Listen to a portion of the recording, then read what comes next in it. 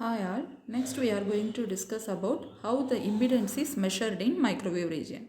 So the measurement of impedance. So impedance using the slotted line. So in this method, impedance is measured using slotted line and load impedance, and by using this Vmax and Vminimum can be determined. So in this method, the measurement of impedance takes place in two steps. The first step is determining Vminimum using load ZL. So ZL is the load impedance, and step 2 is determining V minimum by short circuiting the load. So this is shown in these figures. The first figure shows the impedance measurement using slotted line. So setup to impedance measurement using slotted line. So the microwave source is connected with attenuator and a slotted line, and slotted line is splitted into two.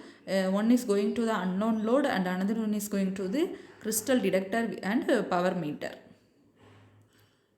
And the next setup 2, instead of using unknown load, in the setup 2 they are using shorted termination. So when we try to obtain the values of Vmax and Vminimum using a load, we get certain values. However, if the same is done by short circuiting the load, the minimum gets shifted either to the right or to the left. If the shift is to the left, it means that the load is inductive, and if the shift is to the right, it means that the load is capacitive in nature. So the following figures explain this. This is the output standing waves of setup 1 and 2. So setup 1 and with the V maximum and V minimum, and 2 is when it's an inductive, and setup 3 is showing the capacitive effect. By recording the data, unknown impedance is calculated. The impedance and reflection coefficient rho can be obtained in both magnitude and phase. So impedance using the reflectometer. Unlike slotted line, the reflectometer helps to find only the magnitude of impedance and not the phase angle. So in this method, two directional couplers which are identical but differs in directions are taken. So these two couplers are used in sampling the incident power Pi and reflected power PR from the load. So the reflectometer is connected as shown in the below figure.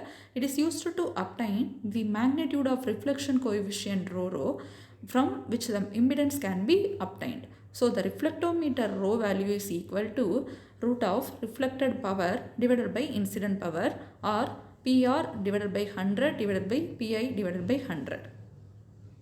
So this is the reflectometer rho value, and here the setup for measuring the impedance using reflectometer is connected using the microwave source, attenuator, forward DC value and reverse DC value, and load value. Load is the ZL, which is all connected with forward detector and reverse detector. The forward detector value is approximately Pi by 100 and reverse detector value is PR by 100. So from the reflectometer reading, we have rho equal to root of PR by Pi. From the value of rho, the VSWR, S, and the impedance can be calculated by S equal to 1 plus rho divided by 1 minus rho, and Z minus Zg divided by Z plus Zg equal to rho. So where Zg is known wave impedance and Z is unknown impedance. So though the forward and reverse wave parameters are observed here, there will be no interference due to the directional property of the couplers. The attenuator helps in maintaining low input power. So the VSWR meter,